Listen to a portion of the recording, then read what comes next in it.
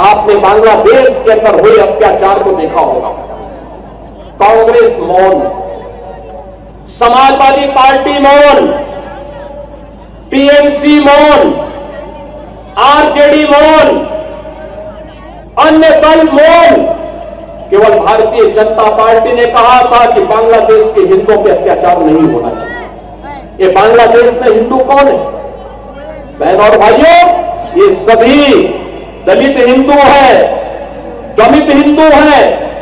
ये वहां पर रह गए हैं, लगातार उनकी संख्या कम हो रही है, लेकिन चूंकि वह पीड़ित हिंदू इनका वोट बैंक नहीं है, इसलिए उसके पक्ष में लोग आवाज नहीं उठाएंगे, उसके लिए नहीं बोलेंगे।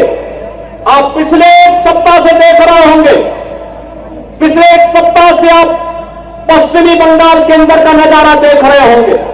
पश्चिमी बंगाल के अंदर कैसे गरीबों को, दलित हिंदुओं को कैसे दंगों का शिकार बनाया जा रहा है। समाजवादी पार्टी मौन है, कांग्रेस मौन है, और ममता दीदी को ये दंगाई शांतिदूत दिखाई दे रहे हैं। बहनों और भाइयों, ये शांतिदूत नहीं, ये दंगाई है, और दंगाइयों का जवाब तो केवल दंगा हो सकता है। उनके लिए अपील काम नहीं करेगी, और उन दंगाइयों से सख्ती से निपटने का काम वहां पे किए जाने की आवश्यकता है, सख्ती से करने की आवश्यकता है। बहनों और भाइयों, मैं आज आपसे यही कहने के लिए आया हूं आगरा में कि बाबा साहब का मिशन हर दलित, हर वंचित, हर गरीब को न्याय देने का रहा है। अन्याय चाहे वह बांग्लादेश के अंदर हो या पाकिस्तान के अंदर, या फिर किसी अन्य किसी भी स्थान पर, उसके खिलाफ आवाज उठनी चाहिए, अन्याय के खिलाफ आवाज उठनी चाहिए। ये बाबा साहब की प्रेरणा रही है। संगठित होकर के आवाज उठनी चाहिए, ये बाबा साहब की प्रेरणा रही है। और उसी प्रेरणा के लिए आज आप सबका आह्वान करने के लिए मैं आपके बीच आया हूं। सरकार आपके साथ होगी, आपके सुख दुख में शायद दो डबल इंजन की सरकार सहभागी बनेगी।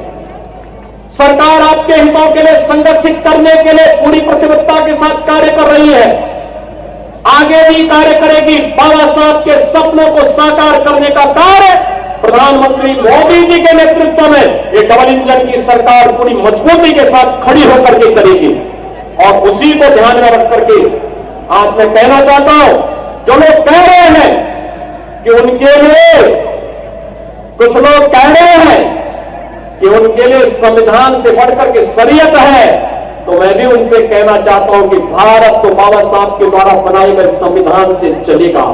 जहां शरीयत का कानून लागू होता है उनको वहां जाना चाहिए। भारत के अंदर भारत की व्यवस्था बाबा साहब के द्वारा बनाए गए संविधान से ही आगे बढ़ेगी, और यह हम सबको दृढ़ भाव के साथ कार्य करना होगा।